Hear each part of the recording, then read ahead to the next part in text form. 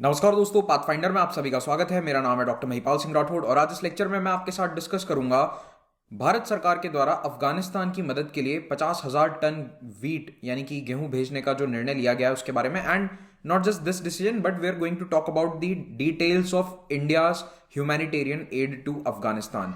तो भारत और अन्य एशियाई देश अफगानिस्तान की किस प्रकार से मदद कर रहे हैं इसके बारे में हम पूरा जानेंगे।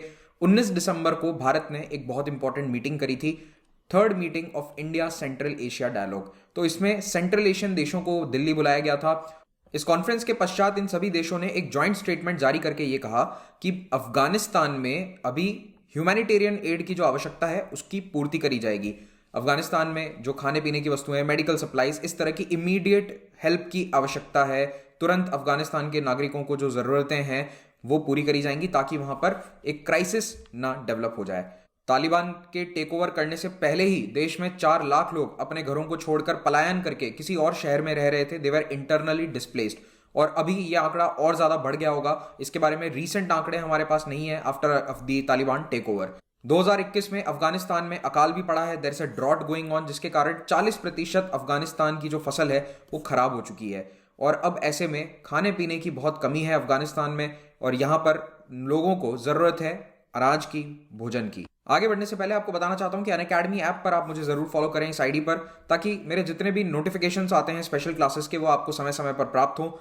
मैं स्पेशल क्लासेस में एमसीक्यू सीरीज चला रहा हूं, उसको जरूर फॉलो कीजिए। इस लेक्चर का पीडीएफ, मेरे लेक्चर्स के अपडेट्स आपको मेरे टेलीग्राम चैनल पर मिल जाएंगे और पाथफाइंडर टेलीग्राम चैनल को भी आप ज्वाइन कर सकते हैं for getting all the updates of this channel. अब सबसे पहला सवाल तो यह आता है कि अफगानिस्तान की तालिबान सरकार अपने पैसे से अनाज क्यों नहीं खरीद सकती। तो इसका जवाब यह है कि जब अफगानिस्तान में तालिबान का टेक ओवर हुआ उस समय यूएस ने इनके जितने भी फॉरेन एसेट्स थे यानी कि गवर्नमेंट के फॉरेन एसेट्स थे उनको फ्रीज कर दिया। $10 बिलियन के आसपास ये पैसा था और अब इसे तालिबान एक्सेस नहीं कर सकता। नेक्स्ट, अफगानिस्तान की आर्थिक स्थिति इतनी खराब हो चुकी है, इकोनॉमी पूरी कोलैप्स हो चुकी है क्योंकि कोई सेंट्रल बैंक नहीं है। जो बैंक में काम करने वाले लोग थे वो सभी देश छोड़ के जा चुके हैं। तो इनकी इकोनॉमी एक फ्री फॉल में है। इन्फ्लेशन यानी कि मुद्रास्फीति तेजी से बढ़ रहा है। तो ऐसे में अफगानिस्तान की तालिबान सरकार के पास बिल्कुल पैसा नहीं है कि वो अपने पैसे से अनाज को खरीद सके। तो गिरती इकोनॉमी और फसल खराबे के कारण इस साल अफगानिस्तान में खाद्यान्न की भारी कमी है। खाद्यान्न के संकट के चलते कई बच्चे भूखे रह रहे हैं। वर्ल्ड फूड प्रोग्राम ने एक स्पेशल इनिशिएटिव भी चालू किया है, उसके लिए फंड्स इकट्ठे किए जा रहे हैं कि अफगानिस्तान के बच्चों को हंगर और स्टारवेशन से, भूखमरी से बचा लिया जाए। तो इसके लिए इन्होंने कुछ स्पेशल स्कीम्स भी चलाई हैं। कई डोनर कंट्रीज ने यहाँ पर डोनेट किया है but still it is not enough, क्योंकि देखो तालिबान की इमेज ऐसी है कि ज्यादा बड़े बड़े डोनर्स यहाँ पर आने वाले नहीं है। So they are struggling quite a lot. अब ऐसे में भारत और जो अफगानिस्तान के इमीडिएट पड़ोसी देश हैं इन पर यह दारोमदार है कि अफगानिस्तान में भुखमरी के हालात ना हो जाएं।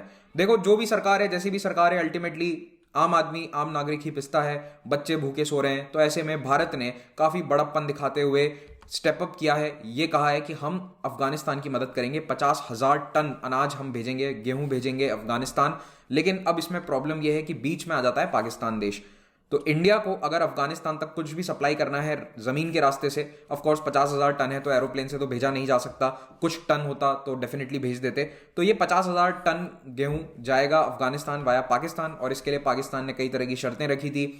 वो भी बीच में कुछ ना कुछ अपना फायदा निकालने की सोच रहा था। लेकिन ऐसा है कि फाइनली पाकिस्तान एग्री कर गया था। नवंबर 2021 की बात है कि ठीक है, आप ह्यूमैनिटेरियन ये सामान है तो इसे भेजिए अफगानिस्तान, हमें कोई दिक्कत नहीं है, वन टाइम एक्सेप्शन हम दे देंगे, ऐसा पाकिस्तान की सरकार ने कहा था। लेकिन अभी भी ऑफिशियल परमिशंस आनी बाकी हैं। 11 दिसंबर को भारत ने लेटेस्ट अफगानिस्तान की जो मदद करी है वो मेडिकल सप्लाईज में करी। 1.5 टन से भी ज्यादा मेडिकल सप्लाईज काबुल भेजा गया है भारत की तरफ से और वहां पर डब्ल्यूएचओ को हमने उसे सौंप दिया है। डब्ल्यूएचओ अभी भी ग्राउंड पर काम कर रहा है क्योंकि only UN agencies are working there. जो दूसरे यूएस के एनजीओज एटसेट्रा वहां पर काम करते थे सभी ने अपना काम बंद कर दिया है। मोस्टली यूएन एजेंसीज ही अब वहां पर काम कर रही हैं और तालिबान सरकार के साथ थोड़ा बहुत कुछ ह्यूमैनिटेरियन असिस्टेंस को नेगोशिएट कर रही हैं। तो रिसेंटली पाकिस्तान से फिर बात करी गई कि आपने पिछले महीने वादा तो कर दिया था लेकिन परमिशंस का क्या हुआ। तो अभी भी क्लियर नहीं है कि पाकिस्तान ये परमिशन एग्जैक्टली क्यों नहीं दे रहा है। लेकिन जब भी ये परमिशन आएगी तो भारत तुरंत 50,000 टन वीट जो है वो आगे भेज देगा। तो इसको लेकर डिस्कशंस चल रहे हैं। लगभग 12-13 दिन पहले मिनिस्ट्री ऑफ एक्सटर्नल अफेयर्स का ऐसा बयान आया था। अरिंदम बागची जो कि स्पोक्स पर्सन है एमईए के, उन्होंने कहा कि we are committed to sending 50,000 ton wheat to Afghanistan और हम पाकिस्तान सरकार के साथ बातचीत कर रहे हैं कि उसको कैसे एग्जैक्टली भेजा जाएगा। अब बात करते हैं इंडिया सेंट्रल एशिया डायलॉग की।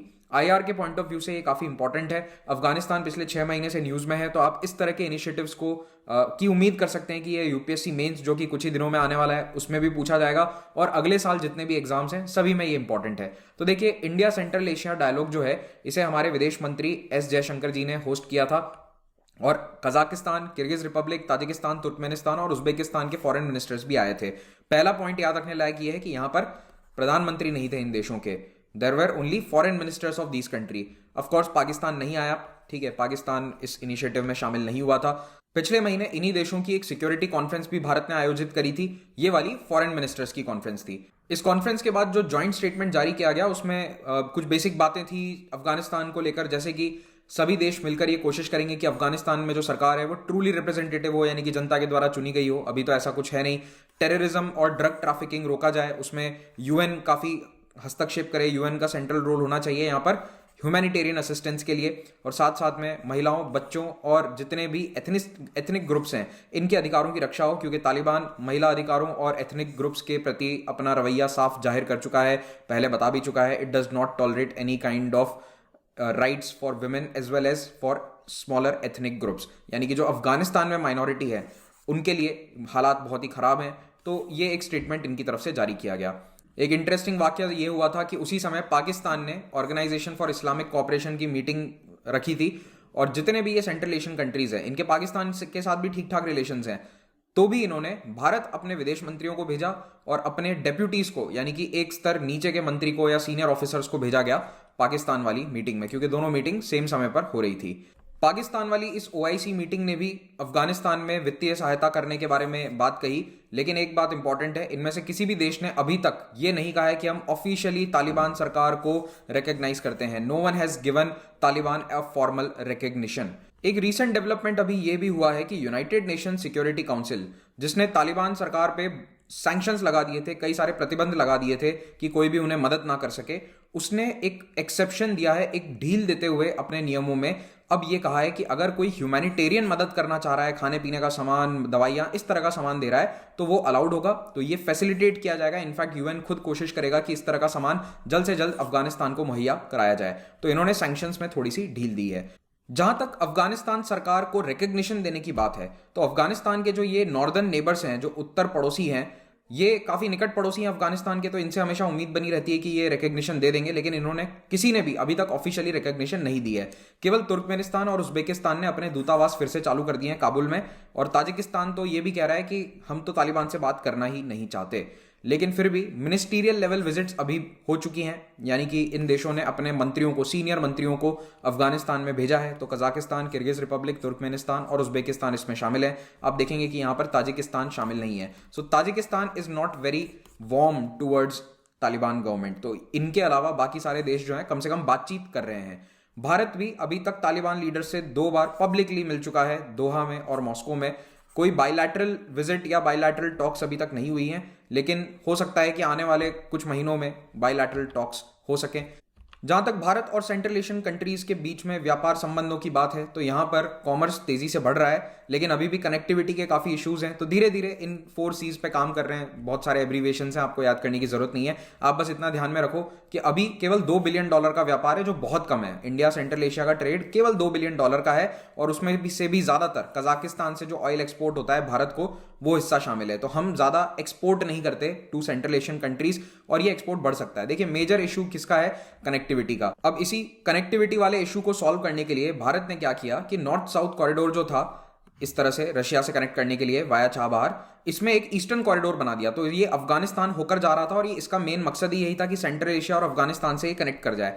हालांकि इसमें अभी अफगानिस्तान एक अगेन बीच में रोड ब्लॉक बन गया है, लेकिन अगर ये पूरा हो जाता है तो फिर हमारा ट्रेड सेंट्रल एशिया के साथ काफी हद तक बढ़ सकता है। तो मेजर इशू यही है कि पाकिस्तान बीच में ब्लॉक करता है, और छाबहार का जो डेवलपमेंट है उसमें कभी कभी कुछ डिप्लोमेटिक चैलेंजेस आ जाते हैं। बाकी mostly Chabahar project is complete, लेकिन आगे की कनेक्टिविटी, जो रोड और रेल कनेक्टिविटी है, उसमें अभी अफगानिस्तान में इश्यूज चल रहे हैं। तो आपको international north south transit corridor के बारे में पता होना चाहिए, और ये वाला जो कॉरिडोर है भारत के लिए काफी इंपॉर्टेंट रहेगा।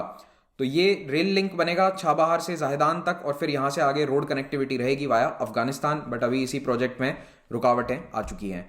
तो इसी के साथ ये लेक्चर को हम समाप्त करेंगे। टेलीग्राम चैनल से आप PDF डाउनलोड कर सकते हैं।